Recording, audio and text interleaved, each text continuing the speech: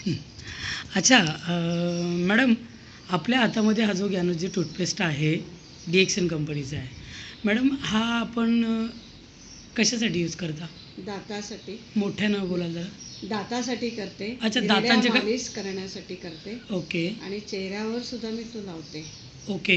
आणि तुम्हाला काय वाटतं, की तुम्ही हा किती वर्षापासून वापरताय? ह्या 3 वर्षे झाले तरी 3 वर्ष साधारण. झाली. या 3 वर्षामध्ये तुम्हाला या ज्ञानोजी टूथपेस्टचा काय फायदा झाला मॅडम? जबरदस्त फायदा. दात दुखायचे थांबले, त्याच्यातून रक्त यायचं थांबलं, ब्रश केल्यानं रक्त यायचं ओके, आणि तोंडाला जी दुर्गंधी आहे ती पण फार त्यांनी कमी झाली. ओके.